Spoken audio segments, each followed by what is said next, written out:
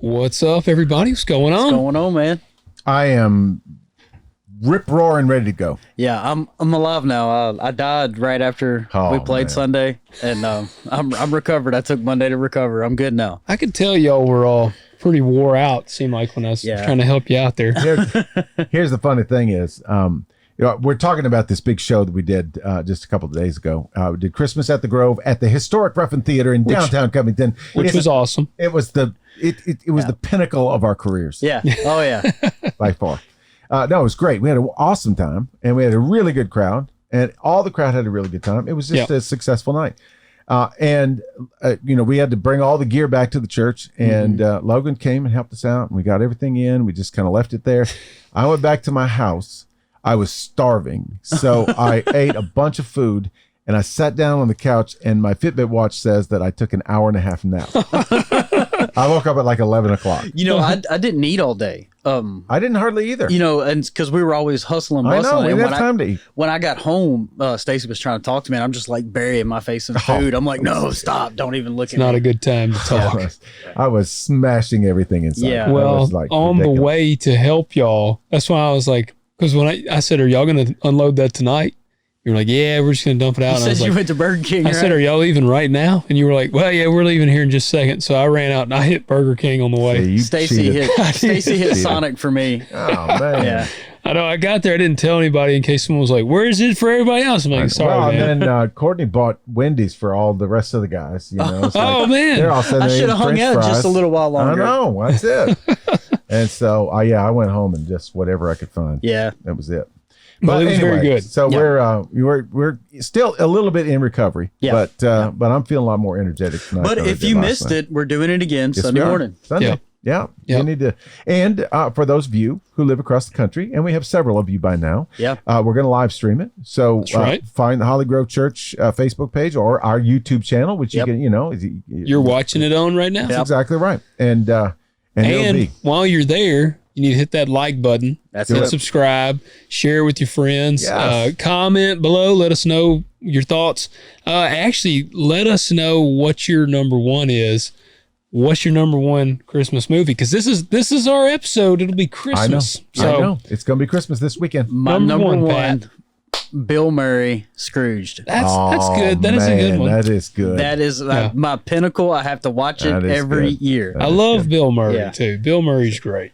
I got a doctor's appointment. I don't care. I love it. I love it. My kids have never seen that. Now I'm trying to remember. Is it kid appropriate? It's kind of. I was gonna say it's on the fence. Yeah, depends on the age you kid. I don't know that my wife has ever seen Scrooged. I don't think Stacy had till we got together. It is good. Yeah, I've not seen it, and I'm a big Bill Murray fan. Yeah.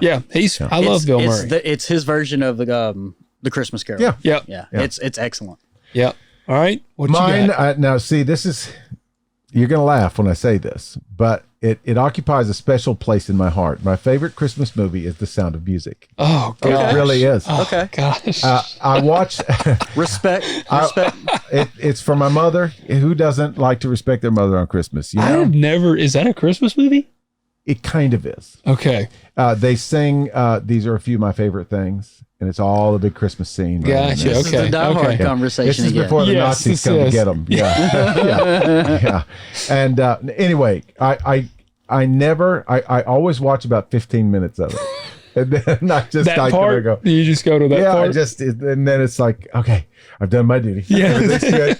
I can move on. But it's, it's not really Christmas. Yeah. It is for you. Yeah. Yeah.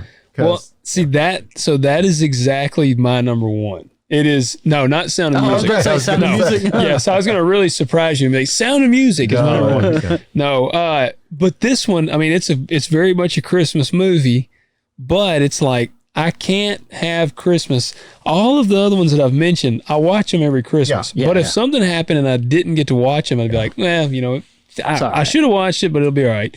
But this one film I have to watch every Christmas, and it's just a ritual we've done since I was a little kid. It's a Christmas story. It's a Christmas There story. you go. I have to watch. We used to watch it. It would come on for like 24 hours in a row. I remember that. Yeah. Yep. We would watch that every single year. TBS. It would come on, play wall to wall, 7 a.m., 7 a.m. Yep. But see, this is the funny thing about it too, because when I was growing up until about 8th grade, we didn't have a television. Yeah. And when I was real young, I mean, movies were considered off limits. Yeah. And I saw my first movie when I was 10 with my grandmother, and it was Tom Sawyer. Okay. Yeah, that was it.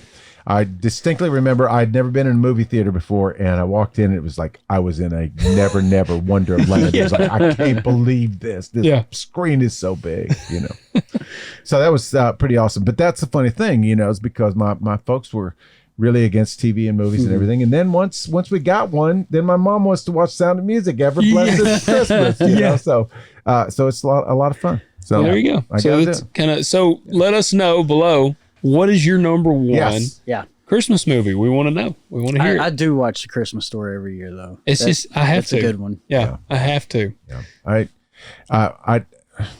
for some reason, I think one year somebody left the Hallmark Channel on like for a whole day, and I felt like I was watching the same movie over and over. Well, I mean, you essentially are. Like a small town guy falls for a big city girl that she's moved there, and her mean fiance. The story. I know, and she just won't see the light. She won't see the good guy in the flannel shirt. Yep. And the flannel shirt, of course. Saying. There you go. Yes. Just saying. Normal, average Joe. Yep. All right. So what are we covering tonight? Okay. Wait. Oh, dang. I'm getting ahead. I'm jumping ahead. Peter's got to tell us a joke. He does. That's right. Dang. Okay. This is a riddle. What's red and goes ding-a-ling? Red goes ding-a-ling. A red ding-a-ling. What's blue and goes ding-a-ling? I'm guessing a blue ding-a-ling. Ding-a-lings only come in red. Okay. I figured it was a trick in there. Yep. I kind of felt like it was a trick coming. That was my favorite joke when I was a kid. I loved it. Like the Chuck Berry song. That's it. My ding-a-ling. I know. My grandmother had it on vinyl. I think I have it on vinyl. I'll bet I do. I used to jam that. Oh yeah. I got the big greatest hits collection on vinyl. Yeah. Anyway, so there you go. Today is an absolute landmark episode. This is going to be easily our most popular episode of our lifetime because we are going to identify with great accuracy and confidence the exact date that Jesus was born. You mean it's not December 25th? Spoiler alert. It is not December 25th. Are you telling me we celebrate something? That's it, on the wrong day. I knew we were pagans. Yeah, I can't believe this. Man. Yeah, it's going to blow your mind, honestly, when we finally get there. And we're going to take a while to get there because we don't want to just, have a 3-minute podcast. And just say goodbye. And plus, we don't want to just give you a date and say, because we know. Yeah. Deal with it. Yeah, exactly. So you're going on this adventure with us. Yeah, you have to watch the video to hear. In its entirety? In its entirety. Oh. All the way to the end. Yep. That's right. No fair scrubbing. Yep. And so look at all these pages of notes that I have. I know, he came extremely prepared. I mean, I got notes upon my notes have notes. You got like 12 pages of notes there. I do, and they're all written by hand. Yeah, people still do that. Yeah, apparently. I feel like you go through one notepad per episode. I pretty much do. Yeah, I mean, I made it almost all the way through this one. Yeah, I did. But I was reading and listening almost at the same time, and I was trying to intake as much information as I could. And some of the stuff I had read before and listened to before, but I had to really refresh. Yeah. And it's fascinating. Some of this stuff, historical stuff. We're going to start. Well, first, let's get a couple things straight. We know about BC and AD, right? Yeah, that's before Christ and after death, right? Actually, it doesn't really mean after death. It's year of our Lord. Yes, Anno Domini is what it means. I don't speak Latin. I know. It's a dead language, man. My father played dominoes better than your father. That's how I speak Latin. But nowadays we don't use BC and AD anymore. Right. I'm glad. BCE, CE. Yes, right. Do you know what those mean? before Common Era and Common Era. Exactly. So we're in a very common era. Yeah. Well, now I don't feel special. I know. That's what I'm talking about. We're new commoners. So, just so we get this straight, Jesus was not born in 0 BC. Is there a 0 BC? There is not one. It was just 1-to-1 changeover, right? I used to think that. I did too. I was very naive. But no, there is no 0. And this is kind of why we prefer to use BCE and CE these days, because obviously we kind of think that, our culture, our society tries to take Christ out of everything. Yes. It's not really why they did it. We just don't want to say Christ was born 3 years before Christ. That's what I'm talking about. If Jesus was born in a BC year, which he was, then he was born before he was born. Right. It makes no sense. Yeah, that would be very confusing. And their calculations were generally about 3 to 6 years off. Gotcha. So we'll use BCE and CE because it's okay. But what I want to do is I want to kind of get a little overview. Okay. And you guys will know some of this stuff, and we can kind of trade some notes back and forth about what was going on about that time. Okay. Gotcha. And we'll go back to 63 BCE. Now the good old days. Yes, exactly. Life was better back then. Yeah. But we know that that the nation of Israel was divided into the northern kingdom of Israel, the southern kingdom of Judah, and Israel had been wiped off the face of the map by the Assyrians before 63 BCE. Yeah. Judah was still hanging in there. They were still, they had a couple of good kings, and so, they didn't totally blow it all at once. But in 63, there was this Roman ruler named Pompey, Pompey. Good name. He came after Jerusalem. He laid siege to Jerusalem and defeated it. So then Judea, it was known at the time, became a client state of Rome. So just kind of a sub-state. Yeah. Rome was not yet an empire. It was still technically a republic, and it had 3 primary rulers. There was Crassus and Pompey and a guy named Julius Caesar. Oh. He's got a palace in Vegas. Yes, exactly. Yeah. Caesar's palace. That's where he actually lived.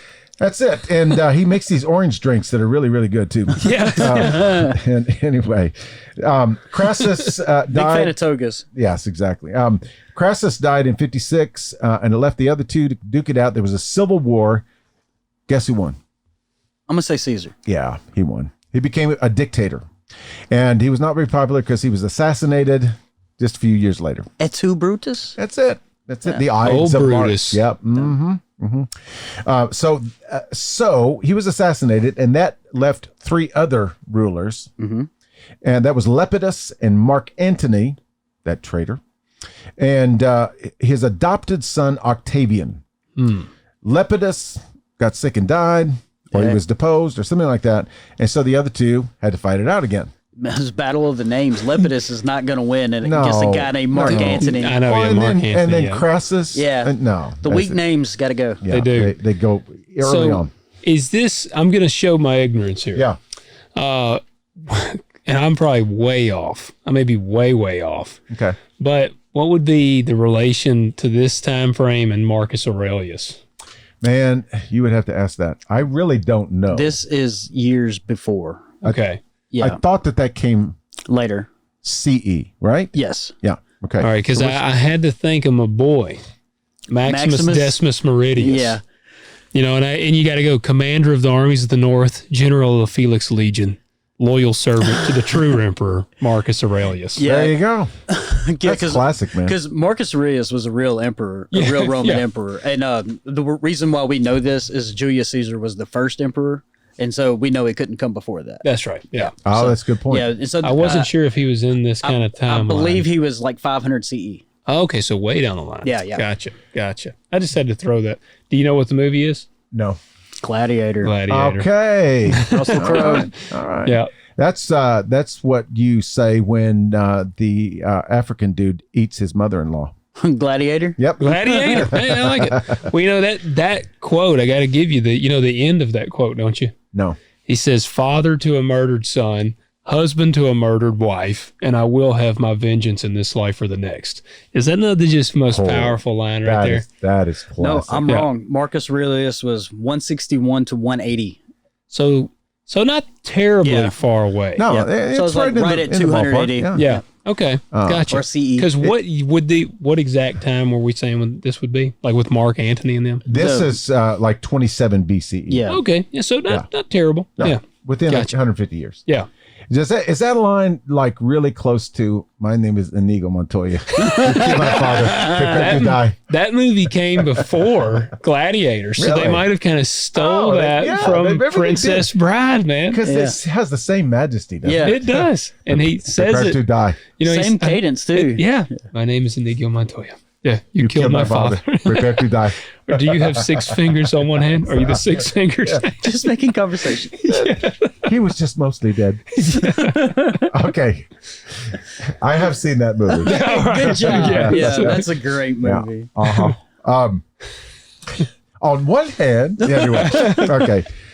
So Octavian and Mark Antony duke it out. Hey, that's what you got to put in the sermon. This is the last thing. I feel like you need to put inconceivable in the sermon this coming Sunday. I could do that.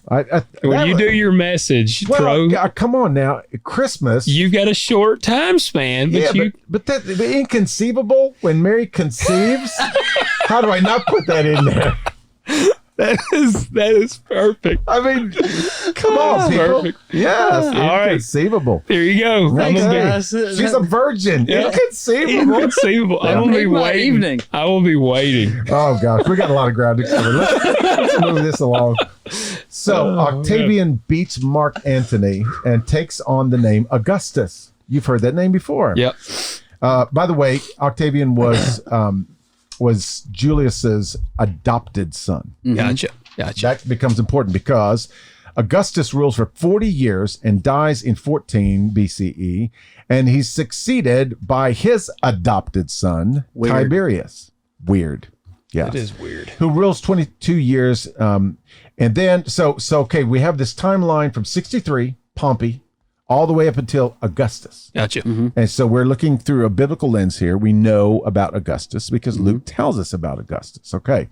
So these are 5 dates that happened. They're in history. They're undisputed. Set in stone. Set in stone. Yeah. So this gives us a little timeline. What we're trying to do right here is we're trying to figure out also what year is popularly thought that Jesus was born. Yeah. Okay? And then we're going to blow it out of the water. Okay. So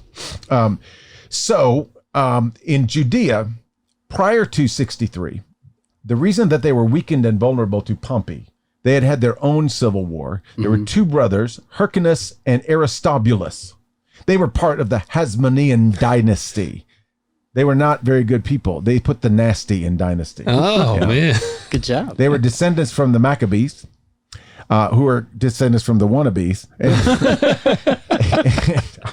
I don't know why. I'm full of jokes tonight. It's working. I It know. is. Okay, so when Pompey conquered Jerusalem, he kept Hyrcanus in and put him in charge. Gotcha. He was just a puppet servant of Rome. Julius defeats Pompey, and so he becomes the dictator, and he finds himself besieged in Alexandria. He's in trouble. This Jewish convert named Antipater, not Anticipator, Antipater. And so he's a convert. He's not a natural Jew. No, he Gotcha. converted to the Jewish religion. Comes to his aid and rescues him. Julius is so grateful to Antipater that he appoints him as procurator of Judea. Now, Hyrcanus is still technically the leader, but Antipater is in charge of the money. Oh, so he's in charge. He's in charge. Him and his 2 sons. They held the most power in Judah at that time. One of Antipater's sons goes by the name Herod. Ah. Now We've we're heard getting that close. name before. We're zeroing in, okay? And so after Caesar died, Mark Antony, who was still around, he had been defeated, but he was put in charge of the Roman territories in the east. And we're going to kind of go around Robin's barn here for a second, but the primary enemy of the Roman Empire was the Parthian Empire, Parthius. And so in 40 BCE, Parthius conquered Judea, took Jerusalem, and they put Hyrcanus's nephew on the throne. Now, these are people east of They're Israel, right? The first place they would have gotten to would have been Jerusalem. Okay. That was Gotcha. kind of their first entrance into the Roman Empire at that point. So they got Jerusalem. Herod now is afraid. Yeah. And so he flees back to Rome. He gets there, and to his surprise, I guess because he's the son of a Jewish convert, he is appointed king of the Jews. That's weird. So they don't like look down upon the conversion aspect. No, the Jewish people did, but Rome's like, oh, he's kind of Jewish.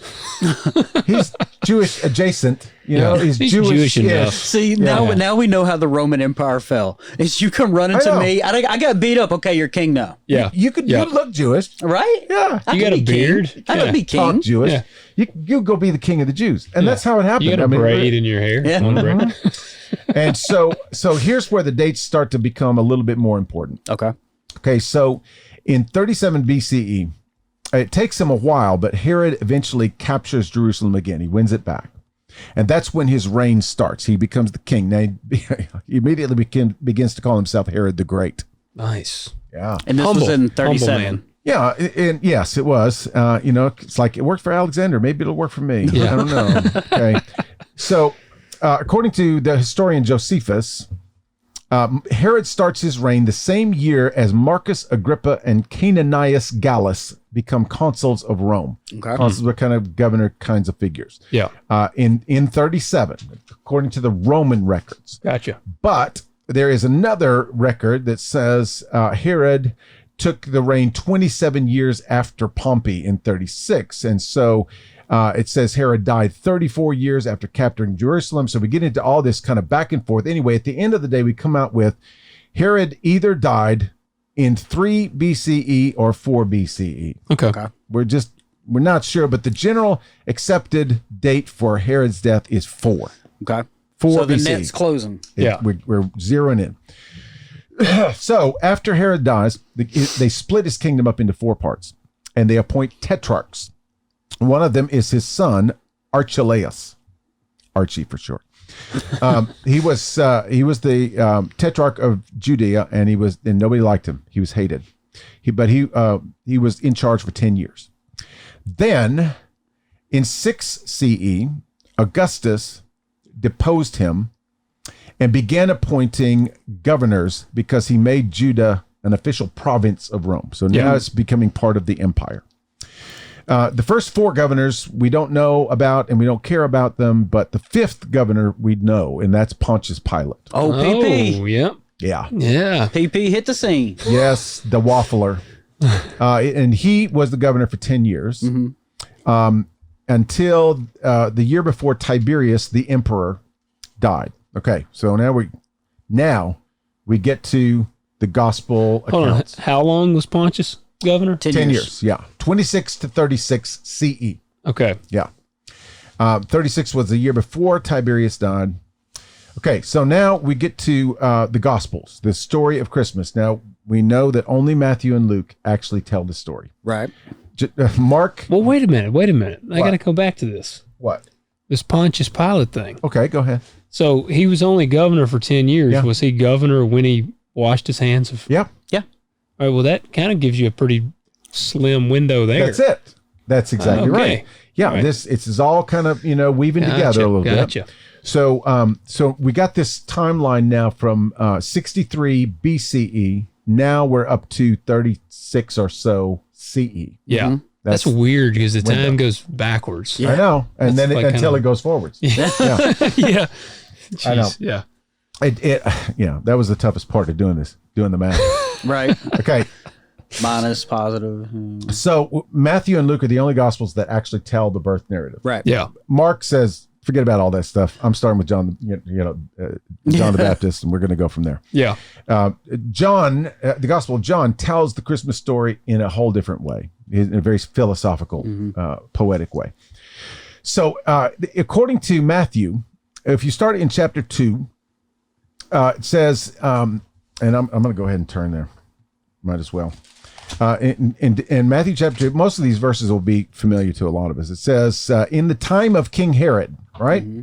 In the time of King Herod, The Magi from the east arrived in Jerusalem. that's right. And it says, what after verse? Jesus was born in Bethlehem. 1. Okay, so Okay, gotcha. so we have to say, okay, in the time of King Herod supposedly died in 4. So Jesus must have been born sometime before 4 BCE, right? Yeah. Okay, so a couple of questions about that. How do we know it was the right Herod? Because Herod had other sons that called themselves Herod. But later on in chapter 2, you'll see that it's very specifically mentions Archelaus succeeding Herod the Great.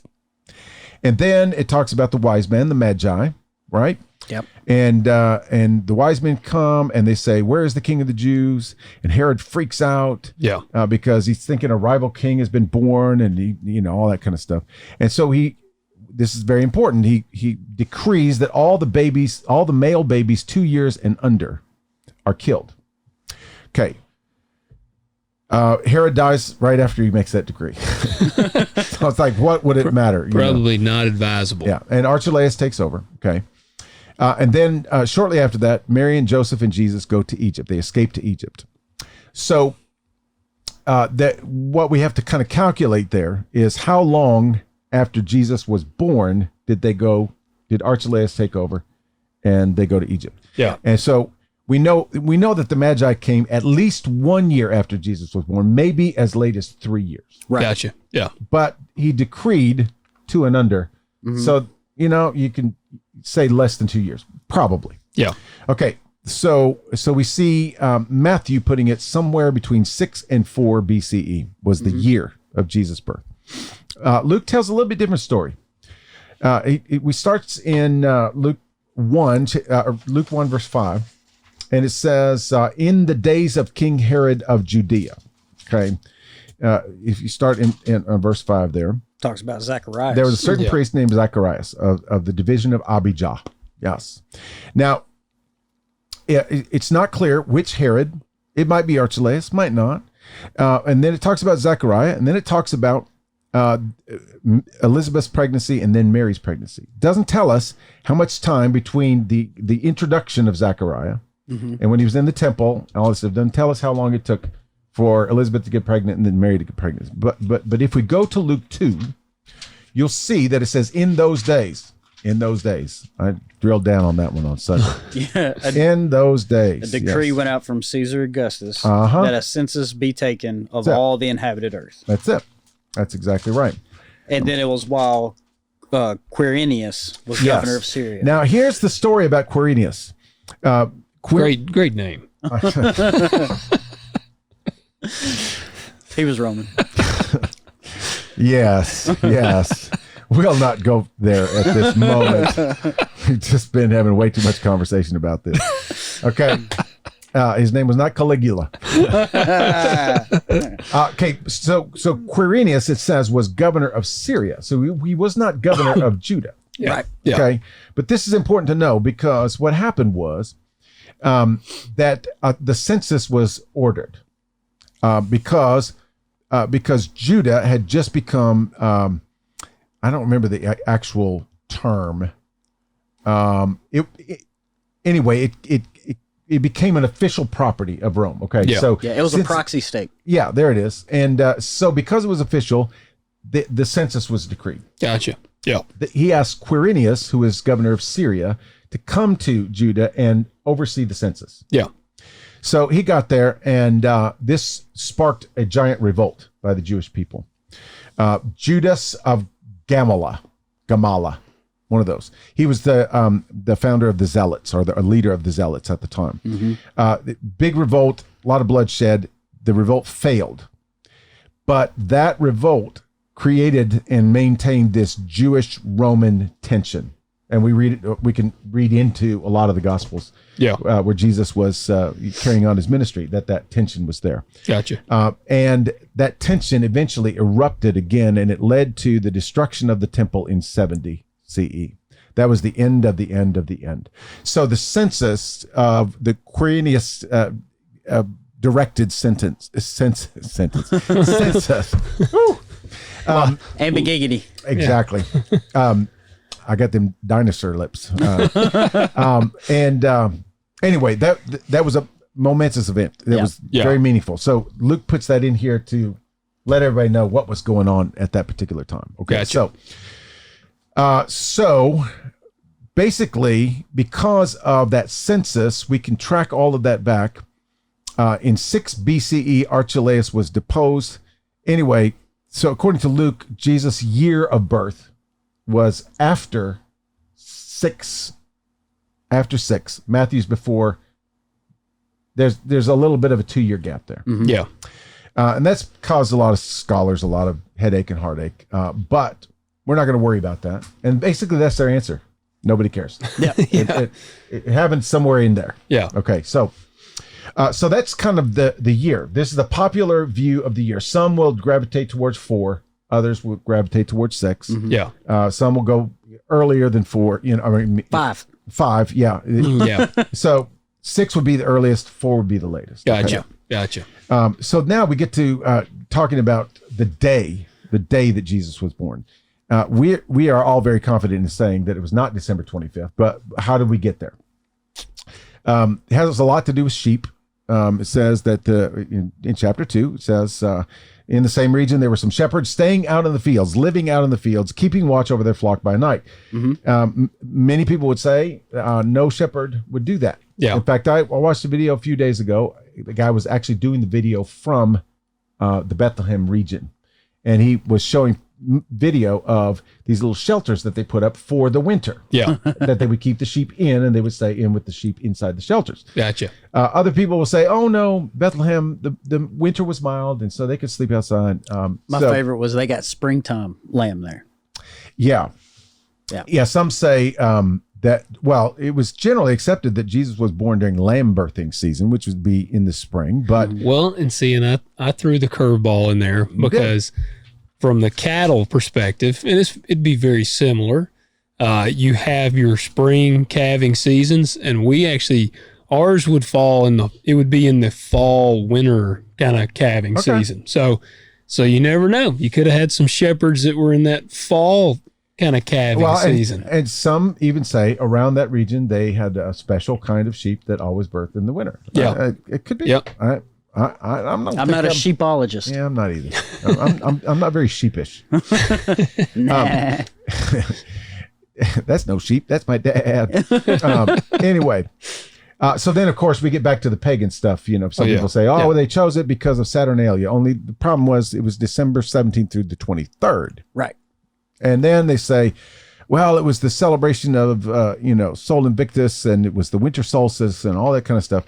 And it's true that in the Julian calendar, the winter solstice usually lined up with December 25th. Gotcha. Mm-hmm. So it would be, okay, well, maybe that's why they did it. New life, the sun comes to life. But actually, the celebration of Sol Invictus and some of those celebrations didn't happen until the mid 200s to 300s. Yep. Yeah. We know for a fact that as early as 138 CE, the Christians had already co-opted December 25th. Yep. Yeah. And they were already observing it if they weren't celebrating it. They may not have had a big feast or celebration or anything, but they were observing that. Yep. Beaten by a century. Why did they do that? Why did they choose December 25th? How did they get there? Well, I believe it has something to do with the conception. Yes, it does. It does. It's so weird. Because you said prophets or whatever are born. All big holy men. Yeah. Die and are born on the same. Is that right? The day they're conceived. That's right. They're believed is when they were killed. Yeah. So that's right. Yeah. So nobody knew what time of year he was born, but they did know what time of year that he died. Yeah. It was in the spring. We know because of the Passover, which generally lines up with the spring equinox, which generally lines up with March 27th, which generally is my birthday every year. So Jesus was conceived on your birthday? Maybe. Probably not. Wait, so you're telling me that they come up with this date and it's based on pure legend? Absolutely. See, that's the thing is the legend of their day is that all holy people, prophets, great people, always died on the same day they were conceived. Mm-hmm. Now, that sounds ludicrous to us. Yeah. because I think it is. Yeah. But that was their thinking at the time. So if Jesus was conceived on the day that he died, which had been on the spring equinox during the Passover, then you just have to fast forward 9 months. So March 25th to December 25th. Yeah. That's math. Yeah. I know. Now, just so you know, there was another sort of camp of Christians that put the date of his death on April 6th. So even to this day, you'll find some sort of fringe Christians. January 6th. Yeah. Cool. I know. It's kind of weird. Well, I had one that said September 11th. Oh, we'll get to that. We'll get there. All right. So you mean we can celebrate Christmas even though it's not the exact date? Technically, we're supposed to celebrate Christmas all the way to the Epiphany, which happens in January. So we can have 2 Christmases. We sure can. We can have 12 Christmases. Remember the 12 days of Christmas? Yeah. It keeps going. Yeah. I like the sound of that. I do too. Of course, Pat's going to have his Christmas tree down by then. That's Not true. Now, His I can't take it down to the 7th. Yeah, Exactly. his has barely gotten warmed up to room temperature before he's taking it. That's exactly right. I already got the bonfire started around it. Yeah. Did the lights work in your tree? I don't know. I took it down already. Yeah. So that's how they arrived at that date. And they Gotcha. arrived at it, we know, as early as 138 CE. They'd already figured it out. They did the whole legend thing. And so, to this day, the generally accepted wisdom is that Jesus was born probably in 4 BCE, maybe 5. And then his birthday is December 25th. And, Gotcha. and it was all well-intentioned people, good, religious, Christian people, loved Jesus. Jumping on legend. And well, I mean, that was their wisdom of the day. So, they just, and I guess, at some point or another, you have to pick a day, right? So Land when on legend something. becomes fact, print the legend. Exactly. But, in the early days of Christianity, it was all about Easter. That's all they really cared about. Yeah. They didn't start caring about Christmas until 100 years after Jesus rose again, because the resurrection was so absolutely amazing. Yeah. Right. Life-altering, world-changing. So they got around to celebrating his birth. But here's where it gets good. Here's what gets really Y'all still good. with us? Because here we go. Oh, yeah. Get your motors running, because here we go. I have a best friend, and he was a brilliant man. He's not with us anymore.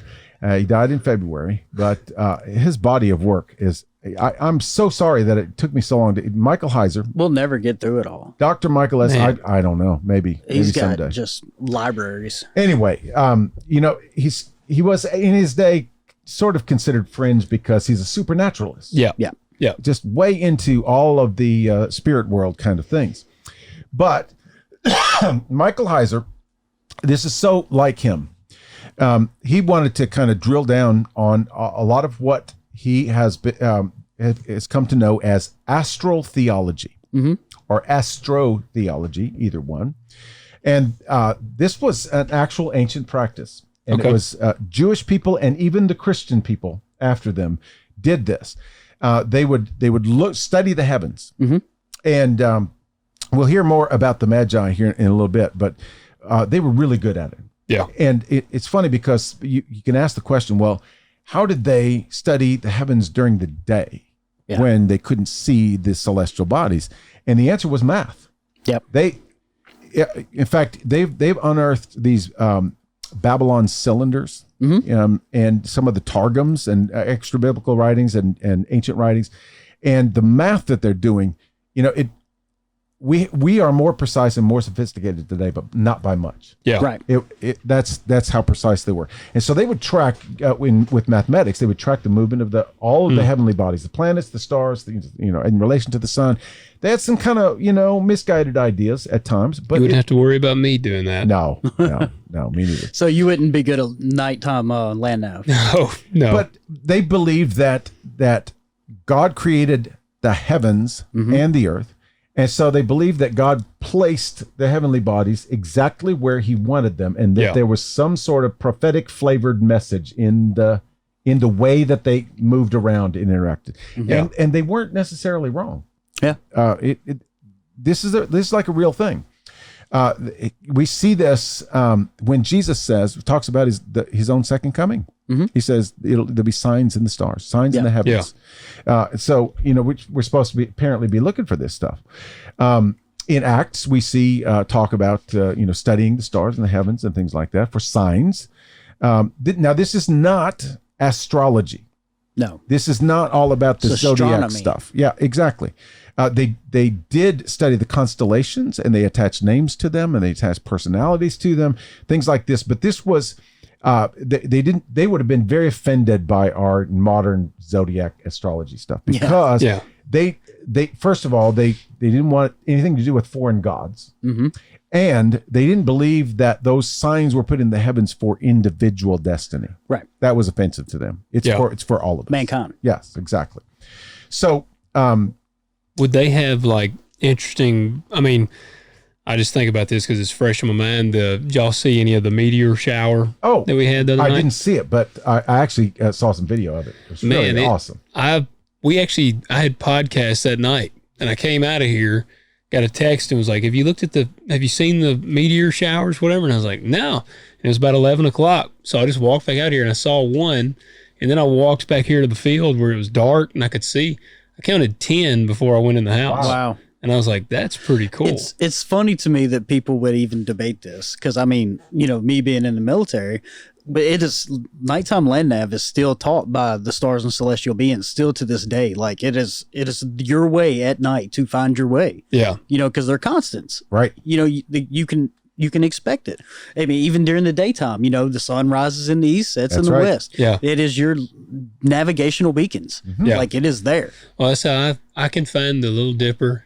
The Big Dipper. I can. Yeah, that's it. Sometimes I can sort of find what I think is Orion's belt. Yeah, that's one I've always, I have a hard time. Every once in a while I go, that's it. And I don't know if it is or not. Yeah. I have no idea. I geek out over constellations. Yeah. It's cool. It is cool. But do you think I wonder if they'd have put weird thought on like a meteor or a shooting star? Oh, for sure. Like it would not be coincidental. No, this was, even in the Gentiles culture, they would have attributed that to the gods, or their own god, or something like that. Well, I mean, their calendar was a lunar calendar. Yeah. It was based off the cycles of the moon. Absolutely. Yeah. So, when Michael Heiser was studying these things, there was a particular passage of scripture that really got him into this, and I got to be honest, this is actually mind blowing when you look at it this way. It's in Romans. It's in Romans 10. It starts in verse 5. And I don't know. This is why I love Bible scholars. And this guy is an expert in ancient languages, not just Greek and Hebrew, but Mesopotamian languages and all this stuff. So he's not. This is not Middle Earth theology here. This is real stuff. But see, so it starts in verse 5, and it says, "For Moses writes that the man who practices the righteousness which is based on law shall live by that righteousness." He goes on like this, and he says, "Do not say in your heart, who will ascend into heaven, that is to bring Christ down, or who will descend into the abyss, that is to bring Christ up from the dead." And those are Old Testament quotes there. Mm-hmm. But what does it say? "The word is near you, in your mouth and in your heart. That is the word of faith which we are preaching." Preaching, that's important. Then it's the famous verse that if you confess with your mouth Jesus as Lord and believe in your heart that God raised him from the dead, you shall be saved. Yeah. And then he goes, "For with the heart man believes, resulting in righteousness, and with the mouth he confesses, resulting in salvation. Whoever believes in him will not be disappointed. No distinction between Jew and Greek, the same Lord, Lord of all." And then it says, verse 13, another famous verse, "Whoever will call upon the name of the Lord will be saved." He just lined out how you get saved. Yeah. 3 different ways right there. And it involves preaching and it involves hearing. And this is what he says in verse 14. "How then shall they call upon him in whom they have not believed? And how shall they believe in him who they have not heard? And how shall they hear without a preacher? And how shall they preach unless they are sent? Just as it is written, how beautiful are the feet of those who bring glad tidings of good things." So he's saying, he's making a case for missionaries and preachers and apostles and everything else like this. But here's where it gets super interesting. "However, they did not all heed the glad tidings, for Isaiah says, 'Lord, who has believed our report?' So faith comes from hearing, hearing by the word of Christ." 18. But I say, surely they have never heard, have they?" What's it say next? "Indeed they have." Indeed they have. Okay. Now this next part of this verse is an Old Testament quote. Yeah. Their voice has gone out into all the earth, and their words to the ends of the world. Mm-hmm. Okay. Their voice. Whose voice? To find that out, we have to figure out who he just quoted. Yeah. Look up Psalm 19. Psalm 19. Psalms 19. Read the first 4 verses. This will blow your mind. You say the first 4? Yep. For the choir director, a psalm of David. The heavens are telling of the glory of God, and their expanses declaring the work of his hands. Day to day pours forth speech, and night to night reveals knowledge. There is no speech, nor are there words. Their voice is not heard. Their line has gone out through all the earth, and their utterances to the end of the world. In them he has placed a tent for the sun. Okay. So yours says their line. What version are you reading? NASB 95. Oh, okay. Mine says voice. Both are correct, and both work perfectly, and we'll see why. He's talking about in 4. Yeah. This is like on ESV. It says their voice goes out through all the earth. No, on 4, mine says their line. On 3, it says their voice. Yeah, which is fine. And I'll tell you why. Both are perfectly fine in a minute. Okay, so he's saying, surely they have never heard, have they? Indeed they have. What have they heard about? The birth of Jesus and the life of Jesus and the Messiah and the message of the gospel, basically. Okay, so not necessarily. So the heavens are telling the glory. Yeah, declaring, and there's all that language of their voice has gone out into all the earth, and their words to the ends of the world. That he's talking about the heavens communicating information. Mm-hmm. And here's the thing that Paul is kind of this kind of air that he's breathing here is that the point that he's making is, if you are alive and breathing and paying attention to anything, then everyone should have known through the stars and the heavenly bodies that a divine king had been born. Yeah. That something dramatic happened that told that story. And so nobody can say that they didn't hear it. Yeah. That's right. Because it's right there in front of your eyes. Yeah, you ought to be. Well, and I mean, don't we see that where even you look at some of these crazy remote tribes and they still they worship something. Yes, absolutely. Like they have this inclination to worship something. Yeah. Because that's why humans are wired. Yep. That we are built to connect with something outside of ourselves. It's bigger than ourselves. Yeah. Okay. So here's the interesting thing about it is, now the stars are not explaining salvation. They're not talking about the cross. They're not talking about Jesus' resurrection. They're announcing the divine king. So this would be the birth. Yes. That a divine king is coming, has come. Mm-hmm. That there was something that dramatic, and Paul says it's screaming at you. That's what got him on this. And that's the funny thing is because what he's saying here is the stars don't explain the salvation or evangelize anybody. That's why Jesus sends preachers and apostles. Right? Yeah. That's what their purpose is, to explain what they should have already known about. It's a permanent celestial confirmation. Yes. Yeah. There you go. I like that. Yeah.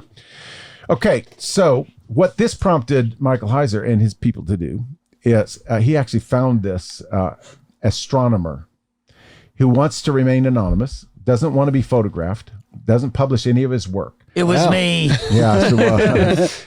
In Texas somewhere. Okay. It wasn't me.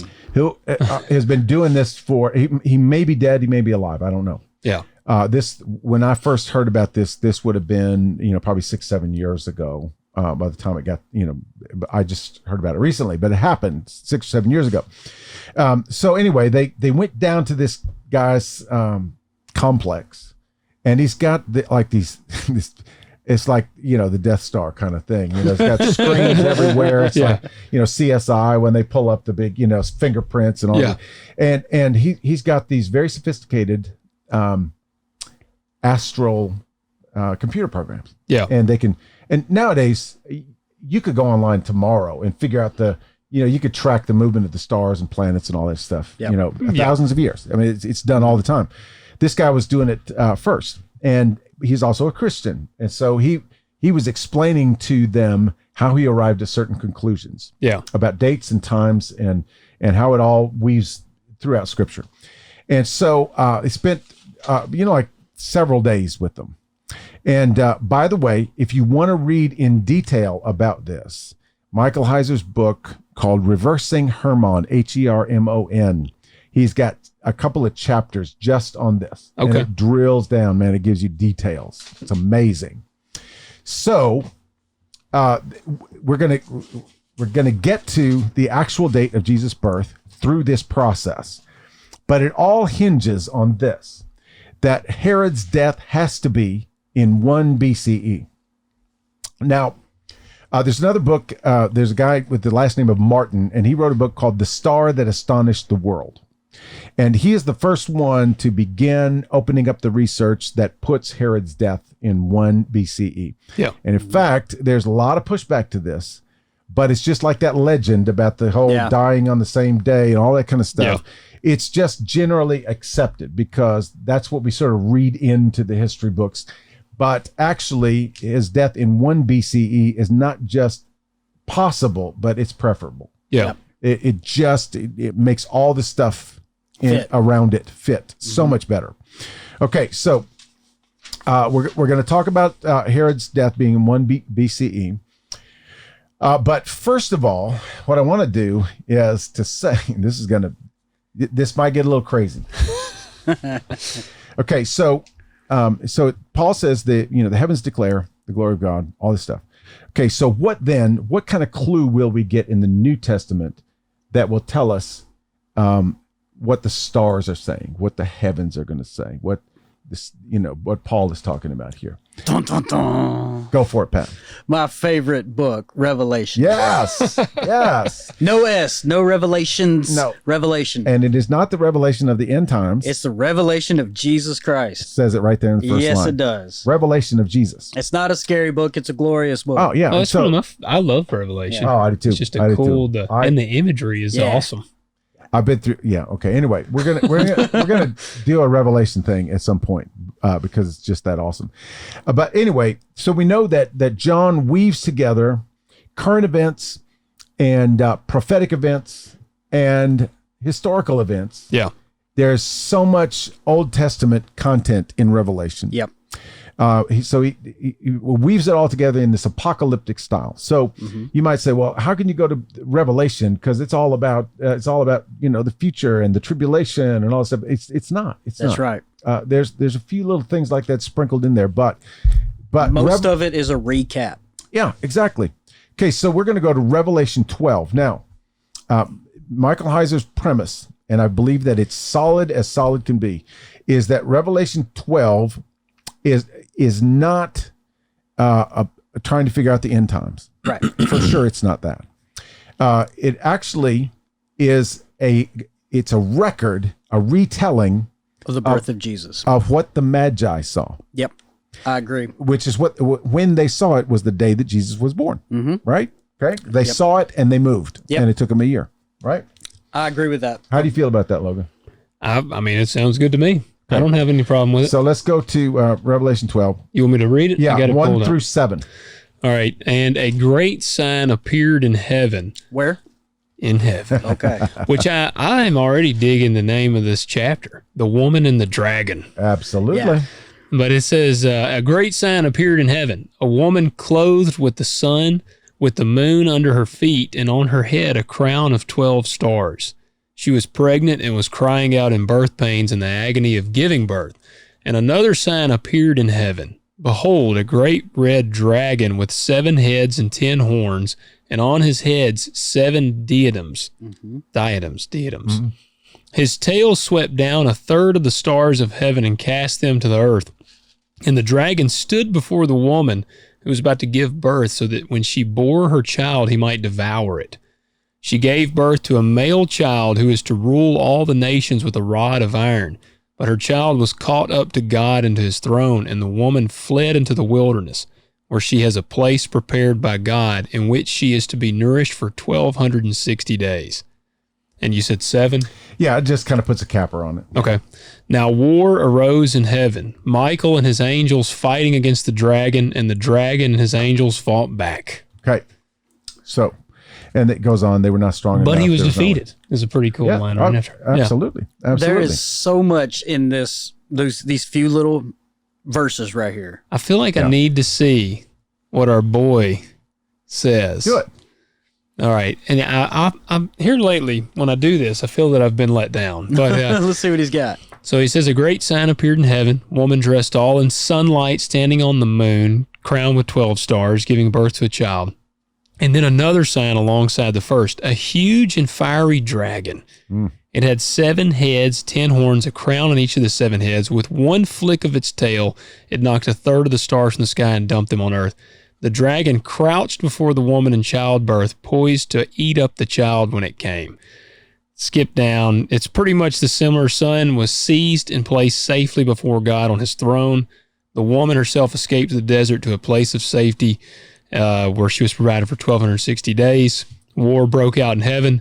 Michael and his angels fought the dragon. The dragon and his angels fought back, but were no match for Michael. There you go. I'm good with that. There you go. That's pretty good. Yeah. That's very readable. He did not deviate too far there. No, It don't seem like. he did pretty good. Okay, so this is John's retelling of the event in heaven. Mm-hmm. He's interpreting the heavens at this point.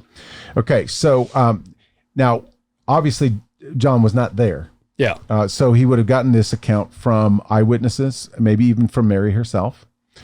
And basically it's all documented. This is New Testament chronology. I mean, it matches perfectly when you put it all together. But this is also indisputably astronomical content. This is what they saw in the heavens. And John is really slickly stamping a date. He is. He's stamping a date on a birth certificate right now. He absolutely is. This is amazing. I know. It's very amazing. There's a lot of stuff put together, so you're gonna have to walk through this with me. Okay, so we see this woman who gives birth to what? Messiah. Yeah. Okay, clearly it's Messiah. He quotes the Psalm, "Rule the nations with a rod of iron." That's a big code word there. They would have known exactly who that was. And then it's clearly talks about Jesus' resurrection, his ascension, and then it talks about the woman fleeing into the wilderness. So, given all of that, who is the woman? It's got to be Mary, right? Yeah. Okay. Yes and no. First and foremost and overarching, the woman is Israel. Okay. Now, Mary, you can't leave Mary out of this equation. Right. Because she represents Israel. Yep. The nation of Israel. We're going to refer back to 2 Kings and Isaiah, a couple of other Old Testament passages where Israel is called specifically the Virgin of Zion. So when Isaiah talks about, a virgin will conceive, it's sort of double speak there. Yep. There's going to be, it's the Virgin of Zion. Okay. Yep. So it all begins to make sense when you picture this woman as Israel. Okay. Because when you get to where it says the woman fled into the wilderness, that's reference to Israel coming out of Egypt. Yep. It's also a reference to the Israelites, even the Jews and the Christians being scattered. And it also is a reference to the second coming of Christ. So it fled into the wilderness where she had a place prepared by God. That sounds very familiar. For I go and prepare a place for you. There's the second coming language in there. Okay. So the woman is Israel, also Mary. And this signage that we're going to look at here is going to be super apparent to the Jews. They're going to know exactly what it is. So there is a constellation, Virgo. How many stars are at the head of Virgo? It appears to be 12. Yeah, and it hasn't changed. It's still there. You can look at it. So in the skies, we see Virgo. We have the 12 stars, which in their minds were the 12 tribes of Israel, right? Yeah. Remember when Joseph said the 11 stars are going to bow down to me, and all Abraham, numerous of the stars, all this stuff. Okay. So the woman is now a constellation, and it says that she is clothed with the sun. So this is at a particular time when the sun would be presented in the middle of a constellation. Yep. Yes. In the area from the neck to the knees. Yep. Yeah. So the waist area. Okay, so then it says the moon is at her feet. Okay. So what this tells us is that the constellation is situated, and this is the astronomical term, on the ecliptic. Mm-hmm. The ecliptic is the imaginary line that the sun and the moon follow on their path. Yeah. You know, that's kind of the way they perceived it. I want y'all to imagine if this is the constellation, Yeah. the sun has to be at a certain point and the moon has to be at a certain Yes. point. And they're all in this line. That's why when it says the line Yep. in your Psalm Oh, passage, yeah, yeah. it's the same thing. The voice, the line, it's a picture. That's right. It's speaking. It's speaking. Okay, so the constellation and the sun and the moon are all situated in exactly the right spot. Okay, sun situated between the neck and the knees of Virgo. This is 150 to 170 degrees along the ecliptic. Mm-hmm. Now, this particular arrangement happens 20 days out of every year. Yeah. So every year there's a 20-day period when the woman is clothed with the sun, with the moon at her feet. Okay, we got that part. That's a pretty tight window. Yeah. Mm-hmm. So so it narrows it down then to a little time frame. Yeah. During the year when Jesus was born. Okay. Now, you think about the Magi. Mm-hmm. They're studying this stuff. Yeah. They know about this. They know about the woman, and clothed in the sun, moon at her feet. They see this every year. Yep. Combine that with the fact, look up Isaiah 7:14 real quick. Combine that with the fact that they had knowledge of biblical content, of scriptural content. Why did they have knowledge of that? Because we talked about this in last week's episode, because Daniel was there. Yeah. And Daniel was the head of the Magi for a good number of years. And so he would have woven in all of this biblical information to the work that they were already doing, studying the stars. What does Isaiah 7:14 say? Therefore, the Lord himself will give you a sign. Behold, a virgin will be with child and bear a son, and she will call his name Emmanuel. God with us. Yeah. So they know Isaiah 7:14 and all the other Isaiah passages, and it is clearly talking about heavenly signs, heavenly events. Okay. That's why they know to start heading toward Bethlehem and, all that kind of stuff. For them, it's game time. Yes, it is. Let's go. But see, there's even more. Okay. So we're going to narrow this down even further. But before we do that, I want to identify the other characters. Okay. In the scenario, in the arrangement. Yeah. Okay, The big one being the dragon. That's exactly right. But so we've identified the child as the Messiah, as Jesus. We see Jesus' resurrection. We see his ascension. Now we go to the dragon. Mm-hmm. Okay. So first off, there are a couple of options for the dragon. Each one of them works. Each one of them fits. But the thing we need to know most about the dragon, no matter which constellation it is, the dragon represents evil all the way through the Old Testament and the New Testament. Yeah. Mm-hmm. Dragons and snakes and sea serpents. That's, so when he talks about a dragon, they would have assigned this personality to whichever constellation they were looking at. And like I say, both of them work. It has to be in the southern sky. Mm-hmm. It has and of course it's an evil red dragon. Okay. So this could be Hydra. Yep. Hydra fits the 7 heads with the crowns because it has 7 stars. Yep. But Hydra, we know, is a sea serpent. All right. But it actually would kind of work because dragons could be sea serpent-ish. Yeah. Okay. So the other one, which actually makes the most sense to me because it fits is Scorpio. Scorpio. Scorpio's huge. Yeah. And it has Libra attached to it, which would look like claws. Yeah. Yep. Okay. So And the big Scorpion. tail, the swiping, or the... And it's a scorpion. striking. Yeah. And right, swipe it's the tail swiping. Yeah. Which I guess a dragon. And they with the would say is scorpion, different. we're given authority to trample scorpion, snakes, That's and it. demons. And that's not a wildlife message in there. It's not, hey, on your way to do this, you can step on the scorpions. That's not a wildlife message. No, Yeah. it's a spiritual That's warfare right. message for sure. So either one of these work pretty well, but I like to think of it as Scorpio because it's so huge and so imposing. And when the tail sweeps the third of the stars away, they're actually referring to there's kind of a dead spot where there's not very many stars at all. And so this gives us another clue to the arrangement of what we're looking at here. Yeah. And a lot of people want to say that it's the constellation Draco. But I've heard that too. But it's not in the sight line. No, and it's to the north also. It doesn't get down to the south, right? Yeah. Okay, so now we've got the woman, we've got the child. then we got the dragon. Okay. So now this does not come complete until we leave Revelation for a moment and go to some other things that are going on at this time. Okay. So this is stuff that this astronomer has put together. Yeah. And this is stuff that some other scholars, including this guy that wrote this other book that I mentioned, Martin, he mentions a lot about this stuff. Okay. There is a constellation that is above Virgo. That constellation is Leo, the lion. The lion. Yes. Leo especially in Jewish culture, has always been Judah. Yep. The Lion of Judah. Yeah. Okay. So we know that the Messiah will come from the line of the Lion of Judah. Genesis 49 talks about it. Revelation 5 even says, let me get to Revelation 5. It says, I began to weep greatly. And one of the elders said to me, stop weeping. Behold, the lion that is from the tribe of Judah, the root of David, has overcome so as to open the book and its 7 seals. Talking about Jesus. Okay.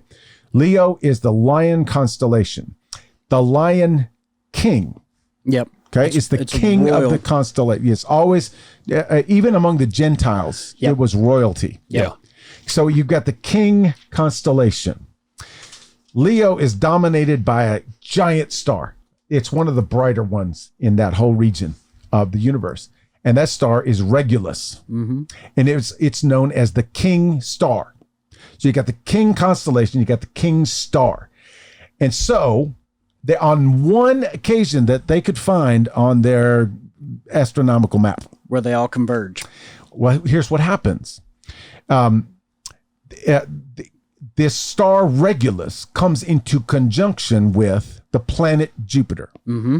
Planet Jupiter is the king planet. It's the biggest in our solar system. Yeah. You got the king constellation with the king star and the king planet all coming together. This seems fitting. It's only happened one time. Yep. Guess when it happened? Could it have been back then? Could it have been? Yes, it is. It is. It's right there. It's the only time that they have tracked this that's astronomically possible. Yeah. When they're conjoined, they're actually overlapping, conjoined. Okay, so this is the scenario. Wow. Okay. You got the woman who is Virgo. You got the child who is the Messiah. You got the dragon down below, which is either Scorpio or Hydra. I'm going to say Scorpio. You got Leo above, which is Judah, which is the king constellation that has the king star that overlaps Jupiter, the king planet. They're conjoined. And this only happens in a 90-minute window. So it really tightens the reins on us. You got an hour and a half, man. Yeah. And this is not mythology. Yep. And this is not fairy tales. And so quite literally, now we track the moon to the day. Here we go. You want to go down the home stretch? Dun, dun, dun. Okay. We're going to go down the home stretch. I need some suspenseful sound. Okay. I'm gonna tell you that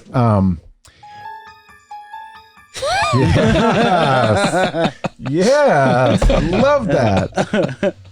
Kind of sounds like Home Alone music. Okay, anyway. So Jupiter is on a regular basis is in what they call retrograde motion. Gotcha. Yeah. It appears to move back and forth in the sky. Okay. Yeah. At this particular time, Jupiter's retrograde motion began on September 14th. And it lasted for 3 days. So hold on. So was you were correct. Wow. Jesus was born according to the signs in the heavens. Yep. On September 11th, 3 BC. On my mother-in-law's birthday. Yep. What else happened on September 11th? And yeah, I know it kind of overshadows it a little bit. I know. But, and the co-host of this podcast, Michael Heiser's podcast, asked him the same thing. And you know what? I expected him to say, nah, that's not bad. He said, you know what? He wasn't actually as concerned about, the impact on America, but it's just the statement of evil on the whole planet. Yeah. Yeah. And he said, there really might be something to that. And here's what's crazy is if you don't calculate it by then, the moon would end up in Libra. Yes. Really. And if you calculate it too soon, it's not under her feet. So it has to be. This is the thing. Here's the deal. The retrograde motion began on September 14th, continued through September 11th. Okay. Then it begins to, by December 1st, it's reverse directions, and it moves in that direction through February 17th. Mm-hmm. So they followed the star. It was actually crazy. Jupiter. Yeah. Yeah. and it came to a halt. Yep. Because it's getting ready to go back the other way. That's right. So Wow. I know. But here's the kind of amazing thing about this. Okay, so this corresponds exactly with the timeline of Luke 1 and 2. Mm-hmm. If you go back and read that, and you look at all the way that everything all fit together in the times of Herod, in the thing, Yep. providing we're putting Herod dying in 1 BC. Okay, so how do we deal with the prevailing logic that says Herod died in 4 BC? It doesn't matter. It doesn't matter. Jabroni. Well, if you could say, but that's the thing that I'm saying is, okay, so if you have to say that Herod died in 4 BC, we have to ignore all this stuff. Yeah. Yep. Yeah. We just have to say it doesn't mean anything. And this is much more prominent. Like that. Oh my gosh. The signs line up way more prominent on that than on it could have been 4, 5, 6 BC, whatever. But what signs were happening in the heavens on 4 BC? Nothing. Yeah. Nothing of significance. Right. Yeah. Nothing like this. Right. And if you believe in the Bethlehem star and all the, then I feel like you have to lean to this. Yep. Okay, so come up with a different scenario and convince me that it's right. Yeah. Oh, yeah. With scientific evidence. Yeah. I was going to say that because this is so much evidence from different sources. Yeah. This isn't just one guy's Yeah. crackpot theory. Yeah. This is the science community, the religious community, the historical community, The Mesopotamian community. Yeah, like, Yeah. They weren't even Christians. Everybody Yeah. is converging on this one time, and they all agree these things happen. In Revelation, for example, Revelation's written by John in 60 something Yeah. Yeah.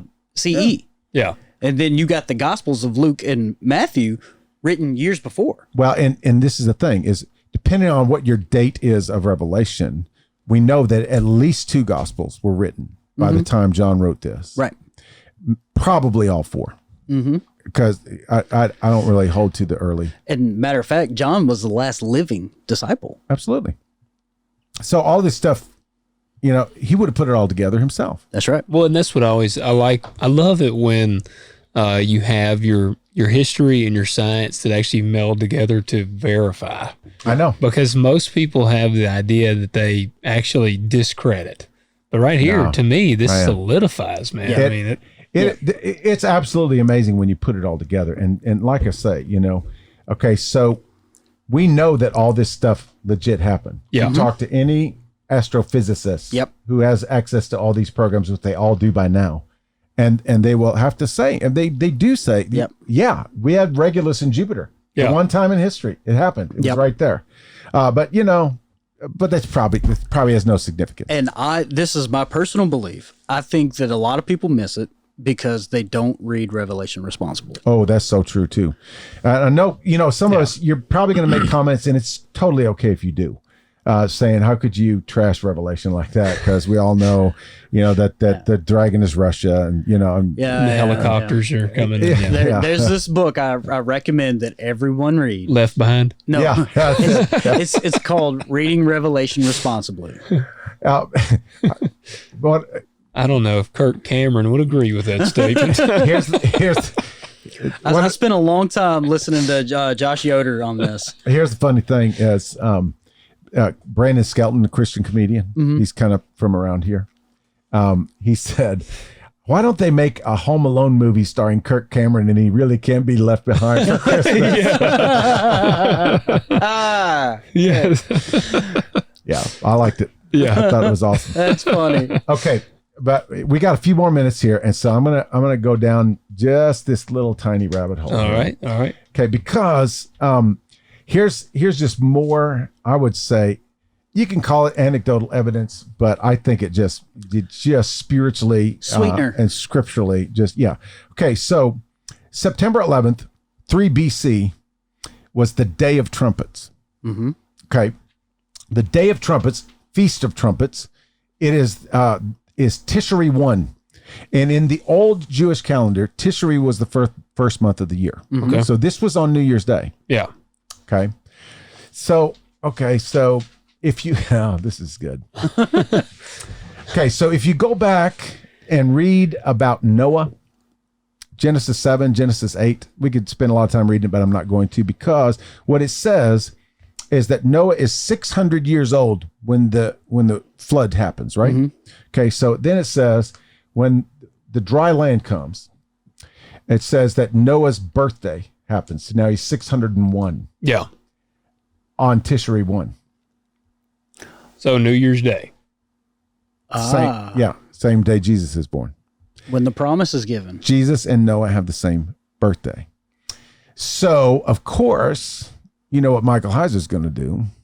He's going to say, just like Noah signaled a reboot of creation from the disaster of the Watchers and the Nephilim, Jesus signals the Day of Trumpets.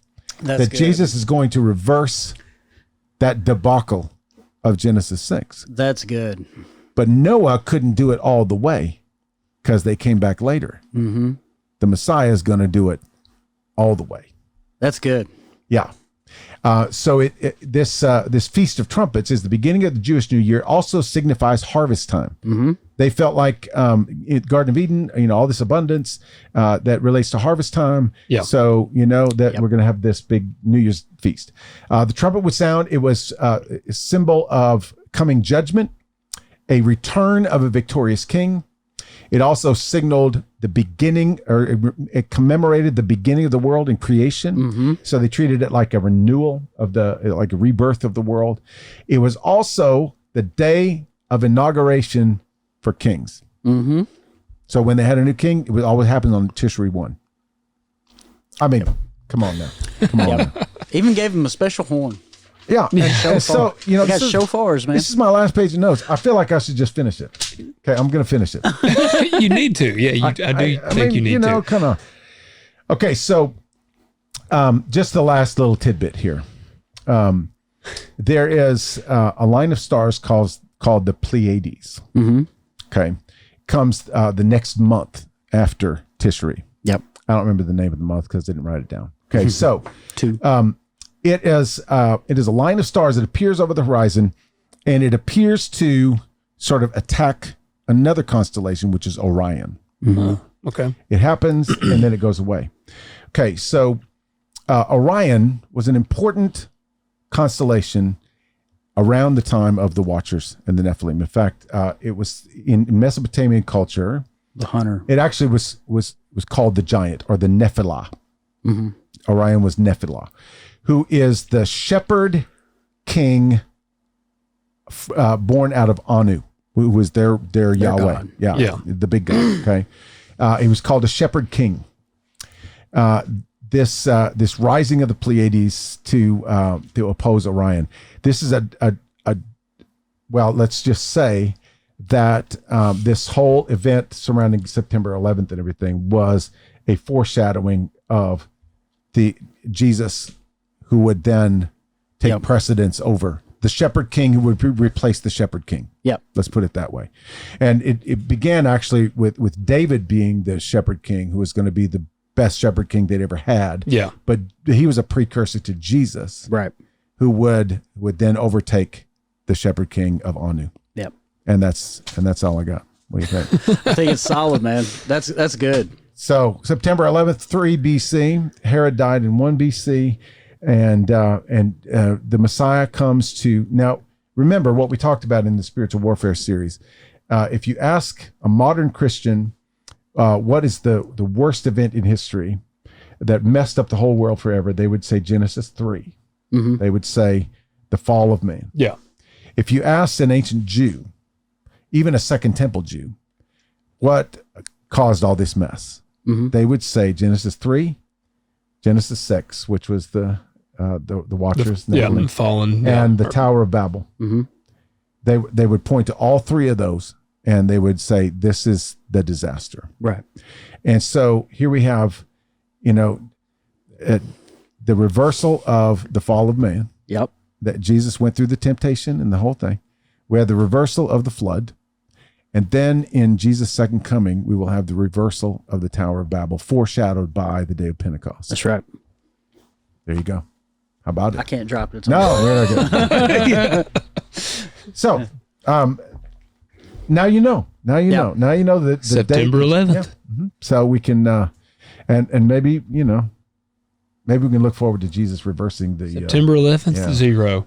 0 BC. There was no before. Yeah, that's it. So, what do you guys think? Am I full of it, or are we? I think we need to move Christmas September.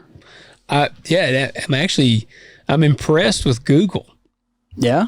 Because that's what I told you. I said, man, I told you my schedule's been crazy. So I said, I just kind of was Googling. Dude, the first Google, I was like, when was Jesus actually born? Did it just say September 11th? It literally says, I'm almost positive it said September 11th. Really? I feel cheated now because I had to do a lot of studying for this. Well, you can get lost in a bunch of stuff, but if you ask AI, it'll eventually get there. Okay. Let's see here. When was Jesus actually born? Man, I'm almost, let's see. Was Jesus born on September 11th? On September 11th, 3 BC. What website is You that? got all of those notes, and I just did this Just like that. Yeah. Wow. It's actually a book on Amazon, Okay. September 11th, the day Jesus Christ was born. Ain't that something? Look at See, that. All this work y'all did. I feel robbed. Yeah, but I'm not going to go on a podcast and say, I did a Google search and it's told me that Jesus was born on September 11th. Yeah, where did you hear that? On the internet. Yeah, right here, Google. Yeah, Right, right there. It's got to be true, right? about an Amazon book. Got to be true. But how amazing is that, though? This book was published on September 9th. Oh, September 9 of 2011. 9/11. wow. Ain't that 9/11. something? Yeah. Yep, 9/11. What a coincidence.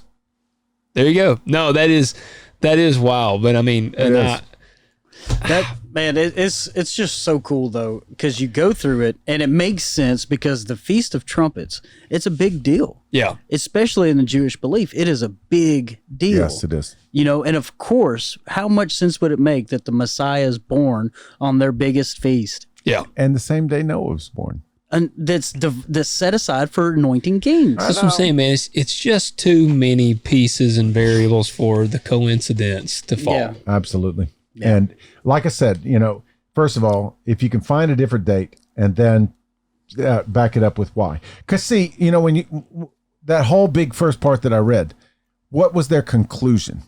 Well, we think that Jesus was born between 4 and 6 BCE, but it doesn't really matter. Right. Well, apparently it does. Because look at all the stuff we found Yeah. of why it matters. Yeah. I mean, so between 4 and 6, but it's no big deal because nothing was really going on at that time. Yeah. And then, it's like, well, what day? It probably wasn't December 25th, but we don't know. Could have been, might not. It doesn't matter. Yeah. It kind of does. And what's funny is by people not knowing that, Christmas is definitely, absolutely, without a doubt, a pagan holiday. Oh, that's what I'm talking about. You know what I mean? Just because because no one knows. Yeah. Okay, Yeah. pagan holiday person, do that kind of research and then come back to me. Thank you. They're not watching anymore. They didn't watch in its entirety. Oh, you're right. Well, no, it's. I was joking. I was joking before we got on air.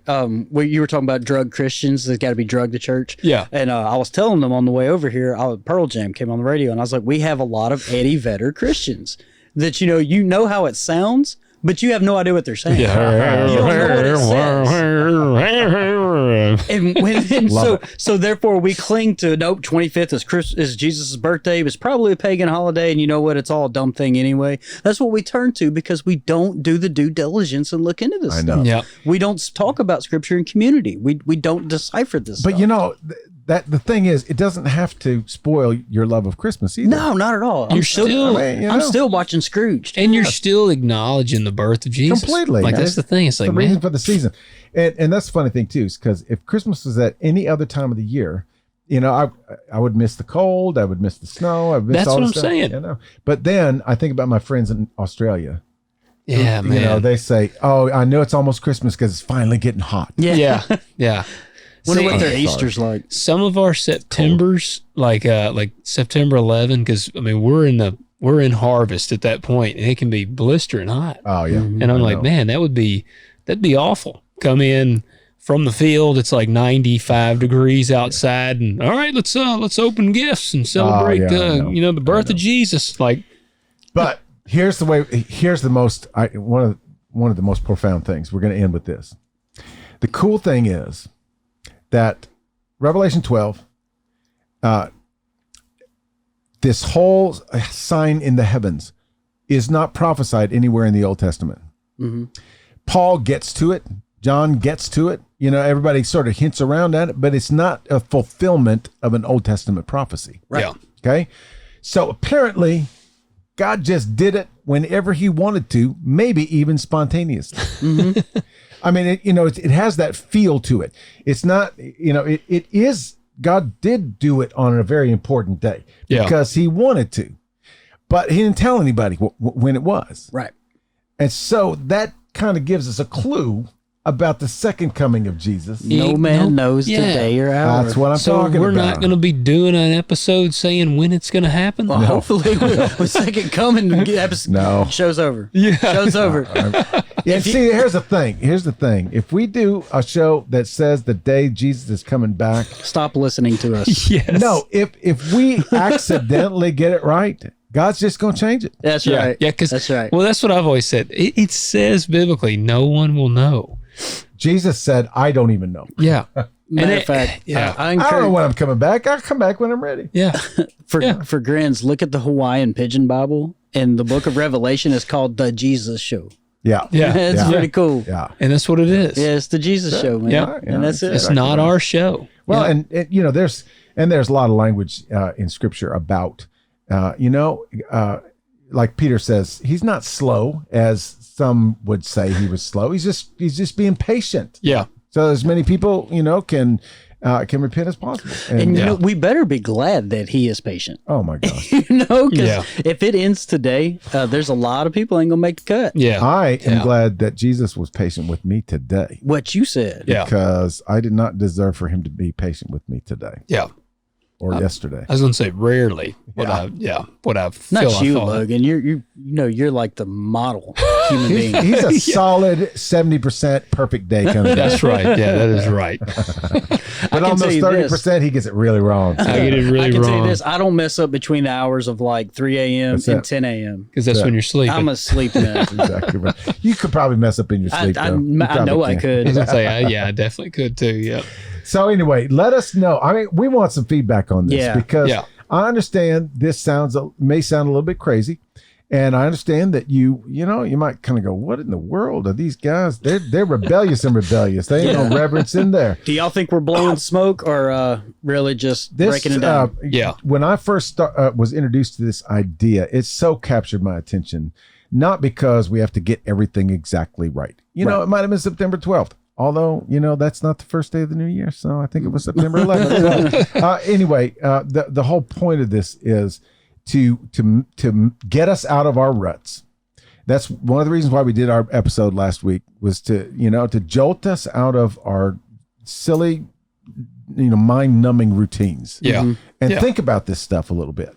And one of the things that we have to imagine and think about when we read Scripture, we have to let that first century Christian or that ancient Jew live inside of our heads. Yeah. We have to try our best to see and interpret Scripture the way it would have been presented to them. I was sitting there thinking too. You know what could be, what's kind of cool is if you go from September 11th, rewind the clocks back 9 months. Yeah.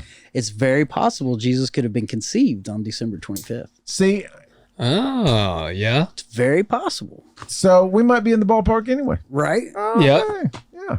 Hey, I never thought about that. I had not either. Wow. Okay. That is true. Yeah, he could have just been born a little bit early. Yeah.